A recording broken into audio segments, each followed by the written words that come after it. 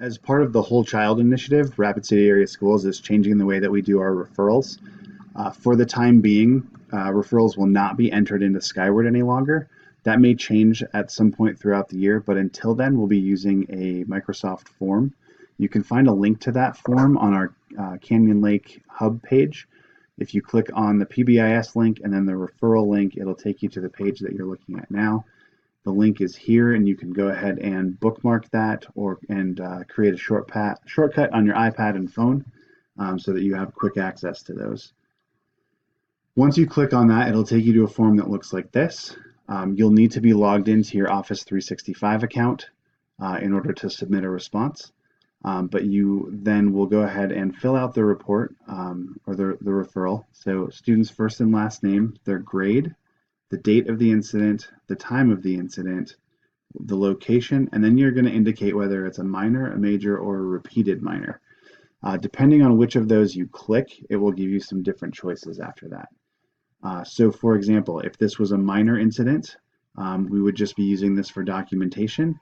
So you would choose from a simplified list of possible offenses, selecting the one that most closely represents what took place in the classroom, and then you'll provide the intervention that you used with the student and then the possible motivation as well.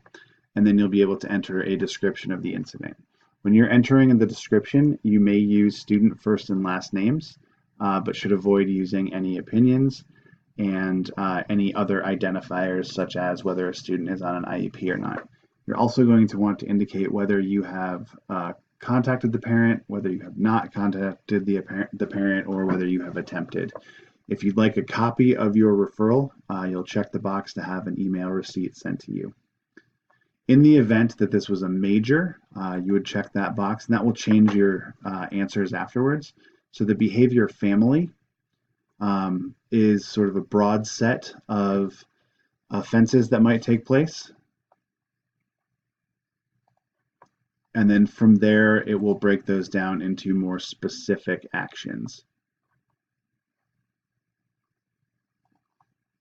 After that, the description remains the same, as well as the guardian being notified.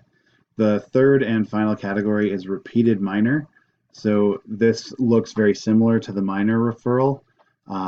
It just indicates that it's probably moved to the level of needing to be documented within Skyward by an administrator. If you have any questions, please let me know. It is very likely that there will be some bugs as we roll this out over the course of the year, so I'd ask that you be patient as we work through those. Thank you.